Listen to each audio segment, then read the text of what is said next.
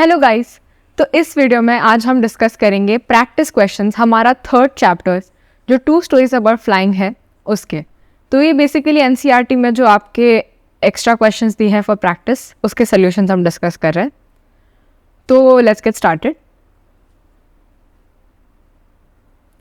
हमारा पहला क्वेश्चन है, why was the young seagull afraid to fly? Do you think all young birds are afraid to make their first flight? Or are some birds more timid than others? Do you think a human baby also finds it a challenge to take its first step?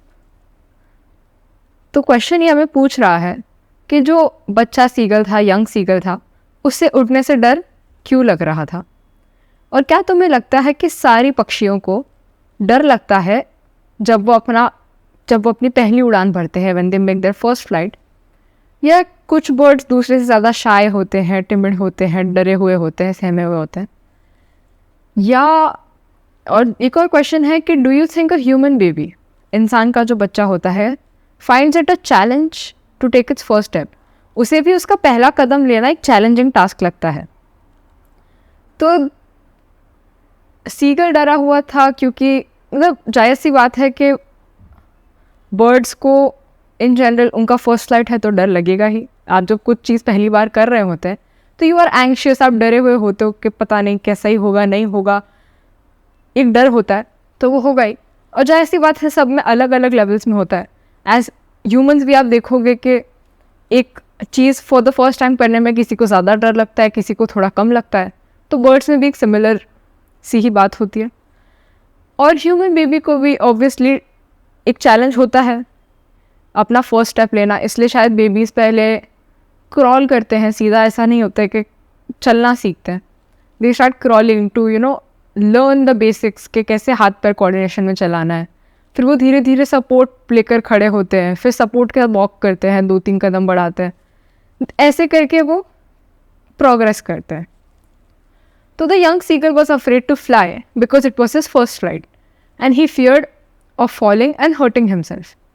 तो जाहिर सी बात है, उसकी पहली बार था ये, और उसे डर लग रहा था कि मैं गिर जाऊंगा, मुझे चोट लग जाएगी, ये समुद्र इतना गहरा, इतना बड़ा है, मैं ये यहाँ पर उड़ नहीं पाऊंगा। ही thought that his wings would not support him while flying. उसको नहीं पता कि उसके विंग्स कितना वजन उठा सकते हैं। आज तक वो अपने विंग्स के बल पर उड़ा नहीं है, तो जाहिर सी बात है उसे डर लग रहा था। And yes, it is natural that doing something for the first time is a bit challenging and fearful.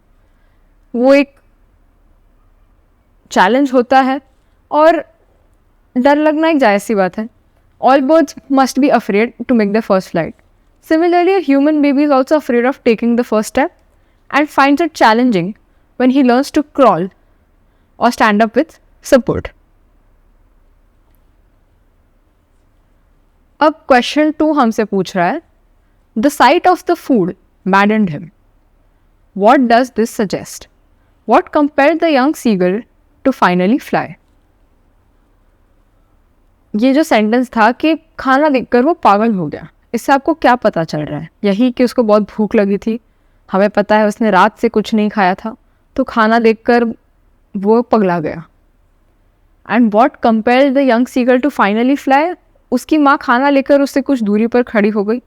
वो उसके रीच में नहीं था, वो पहुँच नहीं पा रहा था खाने तक, बट उसे इतनी भूख लग गई थी, वो इतना डेस्परेट था खाने के लिए कि बिना सोचे वो छलांग लगा ली उसने। और अपने आप को बचाने के लिए, जिसे कहते हैं एज अ रिफ्लेक्स, वो अपने पंख खोलकर फ्लैप करने लगा। And that's how he learned how to fly. तो the young seagull was very hungry. It was this hunger that ultimately compelled him to fly. Compelled him मतलब उसे मजबूर किया उड़ने में। Its hunger intensified when it saw its mother tearing at a piece of fish that lay at her feet. It cried to her, begging her to get some food. उसकी माँ उनके पैर के यहाँ एक फ़िश का टुकड़ा पड़ा था, उसे खा रही थी, और उस चीज़ को देखकर उसे भी भूख लगने लगी। अपनी माँ को उसने आवाज़ लगाई कि प्लीज़ मेरे लिए भी कुछ खाना लेके आओ। When its mother came towards it with food in her beak, It screamed with joy and anticipation. वो खुश हुआ, वो खुशी से चिल्ला रहा था कि हाँ मुझे अब खाना मिलेगा। एंटिसिपेशन यानी वो उम्मीद लगा के बैठा था कि हाँ मुझे अब खाना मिलेगा। However, she stopped midway. It was wondered why she did not come nearer. Not being able to, थोड़ा ऊपर कर देती हूँ, हाँ आप पढ़ पाओगे. Not being able to resist or control its hunger any longer, it dived at the food in its mother's beak. अब वो अपनी भूख को रोक नहीं पाया और उसने डाइव लगाई, उसने छलांग लगाई खाने की तरफ जो उसकी माँ की चोंच में था. At that moment, his hunger overpowered his fear. उसका खाने का, उसकी भूख बेसिकली उसके जो डर था उस पर हावी हो गई. And his hunger overpowered his fear of the great expanse of the sea beneath the cliff. Finally, this plunge was followed by the natural reaction of its body. उसके बॉडी का नेचुरल रिएक्शन या आप कह सकते हैं reflex जो था वो था उड़ना, वो था अपने पंख चलाना in a desperate attempt to save yourself. तो उस तरह से वो उड़ना सीखा.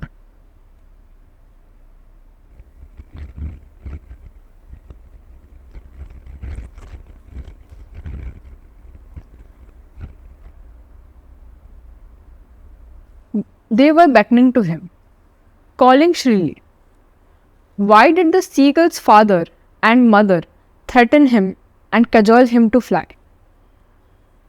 क्वेश्चन हमें पूछ रहा है जो यंग सीगल था, उसके पापा और मम्मी उसे डरा धमका क्यों रहे थे? कजोल हिम मतलब उसका मजाक उड़ा रहे थे, उसे इंस्टिगेट कर रहे थे उड़ने के लिए. क्यों? क्योंकि उसके पेरेंट्स उसके भाइयों को, 2 भाइयों को और उसकी एक बहन जो उससे भी छोटी थी, उसको उन लोगों को उन्होंने फ्लाइंग लेसन्स दिए और वो एक बार में ही सीख गए. और अब उसकी छोटी बहन भी उड़ना सीख गई थी पर वो डर रहा था, वो एक कावर्ड जैसे बिहेव कर रहा था, डरपोक व्यक्ति, डरपोक बर्ड की तरह. उसने कोशिश तक नहीं की. और उसे अगर उसकी रोज़ी रोटी कमानी है, मतलब उसे अगर खाना चाहिए, उसे खाना है, और अगर उसे एक नॉर्मल लाइफ जीनी है तो उसे उड़ना तो सीखना ही होगा. Seagull's parents had tried everything, but he was reluctant to fly due to the fear of falling down. उसके माँ बाप ने सब कुछ ट्राई कर लिया कि अब तो ये एटलीस्ट उड़ने की कोशिश करे, पर गिरने की डर से उसने कभी किया नहीं. He looked at his brothers and sister, but wouldn't make any efforts. That's why the whole family had left him alone and threatened and cajoled him to come, but every effort went in vain. Went in vain यानी कुछ रंग नहीं लाया. अगला question है, have you ever had a similar experience where your parents encouraged you to do something that you were too scared to try? ये आपको discuss करना है आपके पार्टनर्स के साथ, आप ग्रुप जो भी स्टडी ग्रुप्स है आपके क्लास में. तो जायज़ सी बात है, बहुत बार हुआ होगा. ऐसा हो सकता है आप जब साइकिल सीख रहे हो, आपने जब ट्रेनिंग व्हील्स हटा दिए हो, आप जब बैलेंस करके पेडलिंग करना सीख रहे हो, तो आपके पेरेंट्स ने आपको प्रोत्साहित किया हो कि तुम कर सकते हो, तुम नहीं गिरोगे. तुम्हें गिरने का एक डर होता है, तुम्हें पहली बार एक बम्प या स्पीड ब्रेकर पर साइकिल चलाने से गिरने का डर होता है.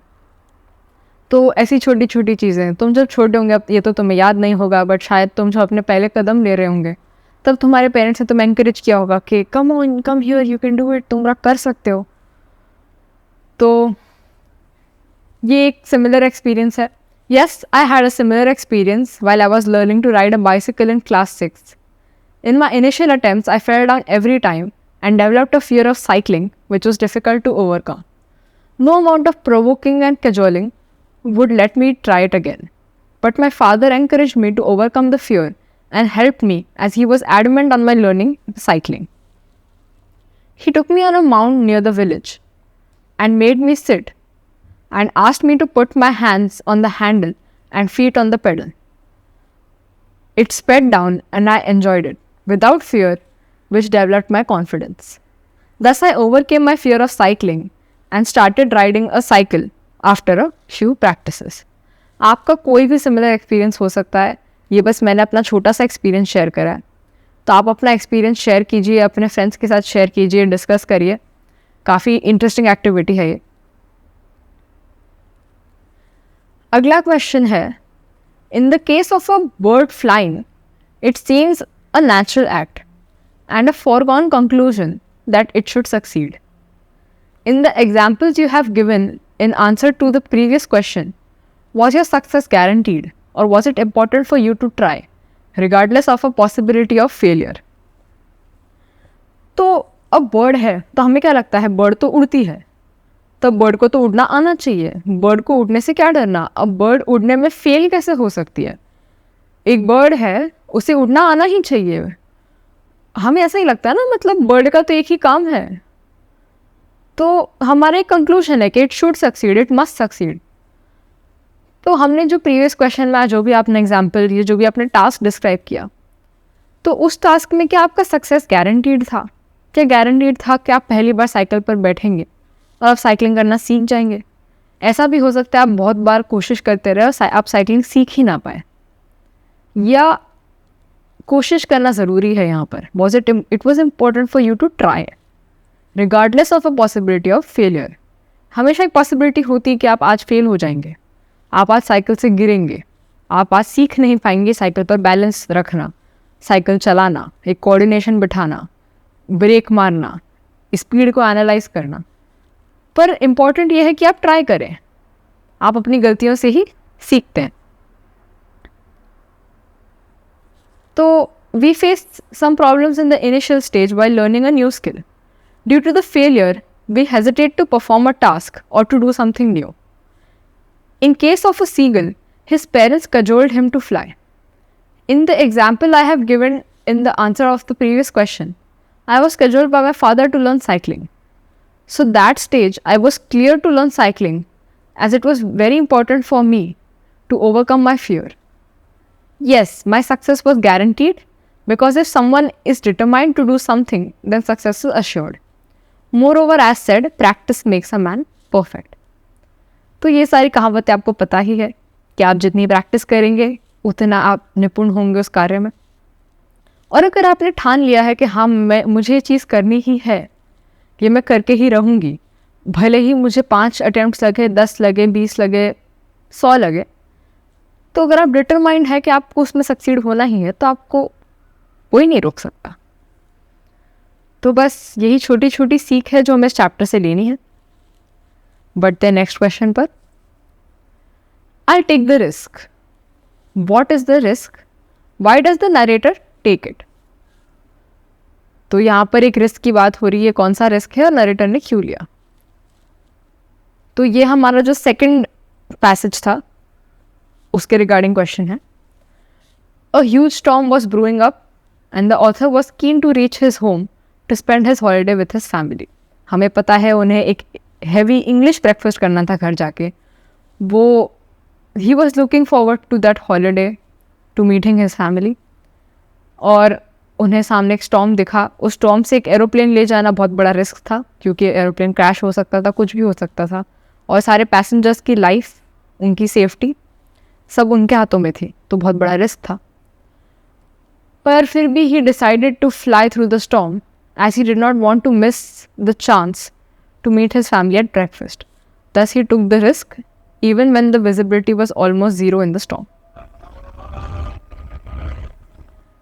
Describe the narrator's experience as he flew the aeroplane into the storm. जब नरेटर ने स्टॉर्म में या काले बादलों में सीधा एरोप्लेन उसके थ्रू उड़ाया, तब उनका क्या एक्सपीरियंस था?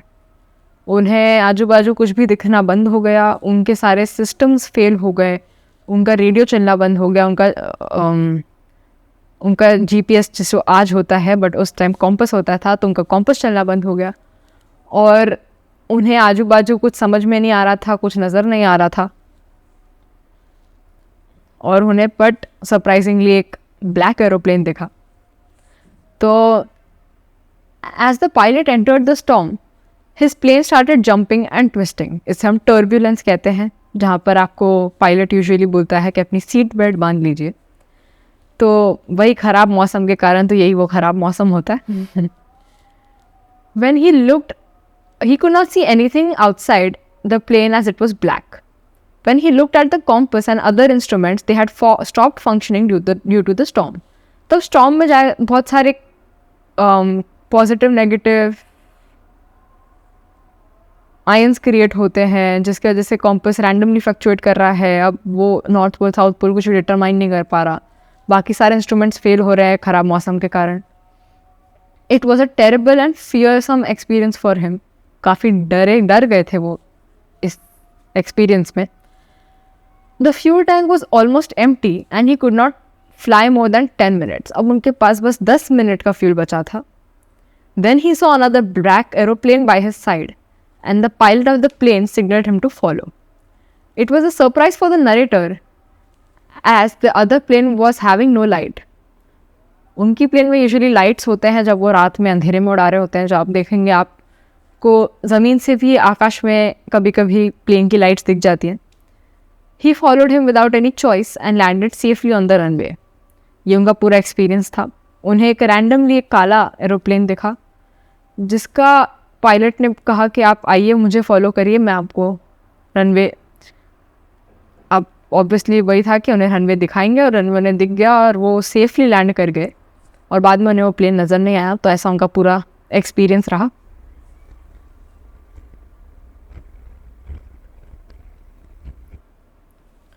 Why does the narrator say, I landed and was not sorry to walk away from the old Dakota? Narrator ने ऐसा क्यों कहा कि वो जब लैंड किए और जब अपने प्लेन से दूर चल के जा रहे थे तो इन्हें बुरा नहीं लग रहा था. He was not sorry to do that. क्योंकि उन्हें उस वक्त ऐसा लगा कि जिसने मेरी जान बचाई है, ये जो मुझे मसीहा की तरह एक पायलट दिख गया था अंधेरे में, इसे जाके थैंक करना ज़्यादा इम्पोर्टेंट है, उसे धन्यवाद कहना ज़्यादा इम्पोर्टेंट है.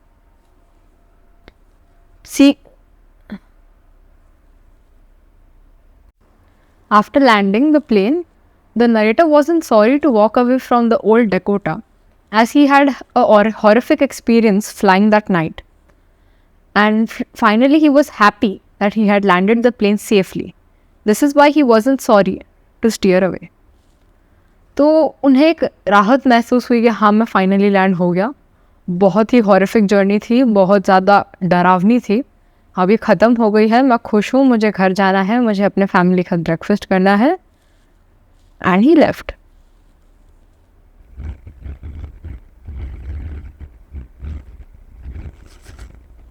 What made the woman in the control center look at the narrator strangely? जो कंट्रोल सेंटर में, पेरिस कंट्रोल सेंटर में जो लेडी बैठी थी, उन्होंने बहुत स्ट्रेंजली क्यों देखा नरेटर की तरफ. So the woman in the control center looked at the narrator strangely because the narrator asked him about the black aeroplane and she saw no one except the narrator in the sky during the storm. Even the radar showed only the narrator's plane that night in the sky. तो जब रात को वो जब radar में भी वो trace कर रही थी कि आसपास लोकेलिटी में कौन से प्लेन्स हैं, तो बस नरेटर का ही प्लेन दिख रहा था. एंड इवन ड्यूरिंग लैंडिंग या उसके पहले कभी भी स्काई में कहीं भी कोई दूसरे प्लेन के लक्षण थे नहीं. और नरेटर कोई ब्लैक एरोप्लेन की बात कर रहा था तो उन्हें बहुत अजीब लग रहा था, इसलिए वो स्ट्रेंजली बहुत अजीब तरह से उन्हें देख रही थी. अगला क्वेश्चन है, who do you think help the narrator to reach safely? Discuss this among yourselves and give reasons for your answer. वो क्या चीज़ थी जो नरेटर को सेफली पहुंचाई? क्योंकि वो प्लेन तो फिजिकली कहीं था नहीं, तो वो था क्या? तो आपको चाहिए तो आप इस पॉइंट पे एक्चुअली वीडियो स्टॉप करके यू कैन एक्चुअली थिंक कि आपको क्या लगता है, डिस्कस कर सकते हैं. Then you should I think refer to this answer. एक इंटरेस्टिंग एक्टिविटी होगी. It's very difficult to say about the unknown pilot who had the narrator, but it was probably the narrator himself that helped him to overcome the fear in the storm, as no other plane was seen in the radar except the narrator's Dakota plane. इस thought पर एक movie भी बनी है. और ऐसा होता है कई बार कि जो आपके एक्सपीरियंसेस होते हैं, जो आपके साथ जो एक आप कहते हैं भगवान का हाथ होता है सर पर, या आप लक कहो या आप जो भी कहो, वो भी फैक्टर होता है. आपका जो इतने टाइम का जो experience of flying the plane, experience of knowing of that calculated risk basically जैसे हम कहते हैं. ऑब्वियसली नरेटर ने इतना भी अंधाधुंध नहीं सोचा कि हाँ स्टॉर्म है, स्टॉर्म में प्लेन चला देंगे. It was calculated, he didn't have fuel, he had no option. मतलब सिर्फ ब्रेकफास्ट खाना is a silly reason. Somewhere behind the back आप सोचेंगे तो रिस्क भी थोड़े कैलकुलेटेड होते हैं. शायद हम जस्टिफाई नहीं कर पाए at that point, but in hindsight if you see, अगर आप बाद में उस पर सोचे तो ऐसा कई बार होता है. It in that fearsome situation he might have been hallucinating यानी वो कुछ वहम होगा उनका, वो मनगढ़ंत कुछ तो देख रहे होंगे. He himself was a good pilot, brave enough who helped himself land safely. वो खुद बहुत बहादुर थे, उन्होंने खुद की ही मदद करी. उनके खुद के स्किल्स थे, वो खुद की उनकी निपुणता, उनका एक्सपीरियंस, वो सारे उनकी ही स्किल्स थे that helped him land safely. अगला क्वेश्चन है, ये सेंटेंसेस हमें पढ़ने हैं. They looked like black mountains. Inside the clouds everything was suddenly black. In the black clouds near me I saw another aeroplane. The strange black aeroplane was there. The word black in sentences A and C refer to the darkest color. यहाँ पे colour black, जैसे मैंने T shirt पहना है, आप लोगों के बाल होंगे तो उस कलर की बात हो रही है. But in B and D जो सेंटेंसेस है, यहाँ पर ब्लैक मतलब लाइट का ना होना. लाइट होती तो रोशनी होती है, लाइट के एब्सेंस को हम बहुत बार कहते हैं it is dark, it is black here, तो उसको कहा जा रहा है. तो ब्लैक का बहुत सारे मीनिंग्स होता है, बहुत सारे कॉन्टेक्स्ट में यूज़ होता है. आई प्रेफर ब्लैक टी, मतलब काली चाय नहीं होती वो, that is T without milk, दूध नहीं डालेंगे तो उसे हम ब्लैक टी कहते हैं. With increasing pollution the future of the world is black. Black मतलब उम्मीद नहीं है, बहुत ख़राब है, डिप्रेसिंग है. तो with increasing pollution the future of the world is very depressing और विदाउट होप, होपलेस है. तो अब हमें जो ब्लैक वर्ड यूज़ किया है सेंटेंसेस में, उसके मीनिंग्स निकालने हैं और हमें देखना है कि क्या हमने सही गेस किया है या नहीं. आगे सेंटेंसेस हैं, ठीक है. काफ़ी इंटरेस्टिंग ग्रामेटिकल एक्टिविटी है. तो go ahead and have a bath. Your hands and face are absolutely black. Absolutely black मतलब यहाँ पर तुम्हारा हाथ और फेस सब कुछ मिट्टी में काला हो गया, या काला हो गया इन द सेंस यहाँ पर गंदगी वाइज है, धूल लग गई है या मिट्टी लग गई है, वैसे तो नहा लो. The taxi driver gave Ratan a black look as he crossed the road when the traffic light was green. A black look मतलब a dark look, कि अक्ल नहीं है क्या टाइप्स, या क्या कर रहा है टाइप्स. एक डरावना लुक, एक ब्लैक लुक कि तुम पागल हो गए, are you out of your mind types. This is in the negative context. यहाँ पर कलर ब्लैक नहीं यूज़ हो रहा है. The bombardment of Hiroshima is one of the blackest crimes against humanity. काला धब्बा है, जिसे हम बहुत लिटरली अगर हिंदी में ट्रांसलेट करें तो इंसानियत के ऊपर जो भी जुर्म हुए हैं उसमें सबसे बड़ा काला धब्बा है हिरोशिमा पर बम गिराना. Very few people enjoy Harold Pinter's black comedy. Black comedy यानी डार्क कॉमेडी. डार्क कॉमेडी यानी ऐसी चीज़ों पर कॉमेडी जो बहुत सेंसिटिव होती है यूजुअली, जिससे लोग ऑफेंड हो सकते हैं या हो जाते हैं. आपने सुना ही होगा, like dark comedy is something you might be familiar with. तो वही है. Sometimes shopkeepers store essential goods. यहाँ पर ब्लैक थोड़ा मिसिंग है बट ठीक है. Villagers had beaten the criminal black and blue. Black and blue मतलब आपको लगती होगी तो आपका स्किन ब्लू ब्लैक हो जाता होगा. Black and blue मतलब बहुत पीटा, उस पे मतलब बेसिकली वुंड मार्क्स आ गए जैसे हम कह सकते हैं, तो उसकी बात हो रही है. अब आंसर्स देखें तो the meaning of black in the first sentence is the face and hands are dark because of dust and dirt, जैसा हमने डिस्कस किया. The black refers to an angry look, कि भाई क्या कर रहा है, angry look. Here blackest refers to the darkest and cruelest crime against humanity. Here black refers to dark and gloomy comedy. The meaning of black in this sentence is that shopkeepers sell the described goods at a higher price. Okay, यहाँ पर sentence complete नहीं है, but इस context में black use हुआ था उस sentence में. Here black means that the criminal suffered excessive beating at the hands of the villagers. अगला क्वेश्चन है, इसको थोड़ा ऊपर मूव कर देते हैं.